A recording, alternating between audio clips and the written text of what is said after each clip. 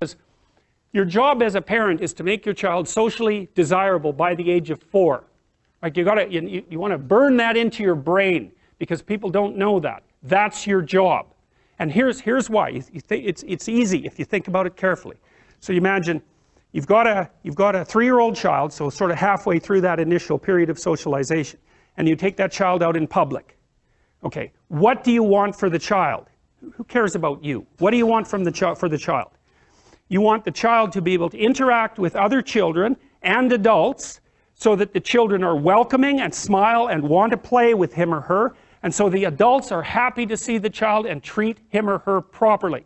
And if your child's a horrible little monster because you're afraid of disciplining them or you don't know how to do that properly, then what they're going to do is they're going to experience nothing but rejection from other children and false smiles from other parents and adults. And so then you're throwing the child out there into a world where every single face that they see is either hostile or lying. And that's not something that's going to be particularly conducive to the mental health or the well-being of your child. If your child can learn a couple simple rules of behavior, like don't interrupt adults when they're talking too much and pay attention and try not to hit the other kids over the head with the truck any more than is absolutely necessary, then, and share and play properly, then when they meet other kids, the kids are going to try out a few little play routines on them, and that's going to go well, and then they're going to go off and socialize each other for the rest of their lives. Because that's what happens, is that from 4 years old onwards, the primary socialization with children takes place among other children. And so if the kids don't get in on that early, they don't move into that developmental spiral upwards and they're left behind. And you can imagine how terrible that is, because a 4-year-old will not play with another 4-year-old who's 2. But a 5-year-old certainly will not play with a 5-year-old who's 2, right? Because the gap is just starting to get unbelievably large. And so the kids start out behind, and then the peers leave them behind, and then those kids are alienated and outside the peer group for the rest of their life. Well, those are the ones that grow up to be long-term antisocial, right? They're already aggressive. It doesn't dip down. Now, what happens to normal boys, roughly speaking? Imagine the aggressive 2-year-old types. They get socialized, so their level of aggression goes down, and then they hit puberty and testosterone kicks in, and bang, levels of aggression go back up. And so that's why males are criminals between the ages roughly of 16 and about 25.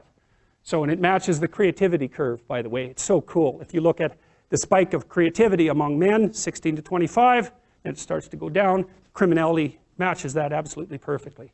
So that's quite cool. So, and so the testosterone levels raise the average level of aggression among men. It's more dominance than aggression, actually, and testosterone is by no means all bad. And then it starts to decrease at about age 25 or 26, which is usually when men stop staying up late at night, stop drinking as much, develop a full-time career, and take on the burdens and responsibilities and opportunities that are associated with a long-term partner and family.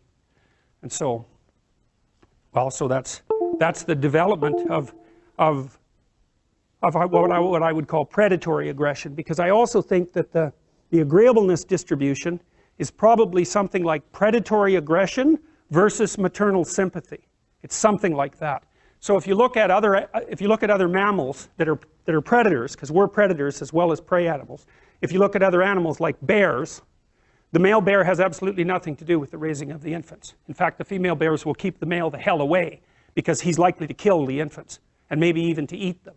So there's no maternality at all in solitary male mammalian predators. Now, it depends on how social they are, but roughly speaking, that's the situation. Whereas with human beings, males are quite maternal. So, but anyways, I think the extreme of agreeableness on the low end, so disagreeableness, is predation. And the extreme on the upper end is maternal caring. And so, and those two things compete, right? Obviously, it's very difficult to be both of those at the same time.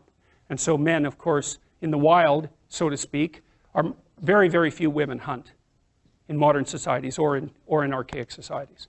And you can also understand why that is, because hunting actually requires hurting something, killing it. And it's usually something that's not very impressed about being hurt or killed, and that will emit a lot of distress while it's happening. And so for anybody who's compassionate, who's got compassion as, you know, one of the fundamental elements of their temperament, that's something they're just not going to be able to tolerate at all. So there's, you know, in the evolutionary landscape, because that's really what we're talking about, there's tension behind the development of different modes of being in the world. And if you're good at one thing, that sometimes means that you can't be good at the other thing at the same time.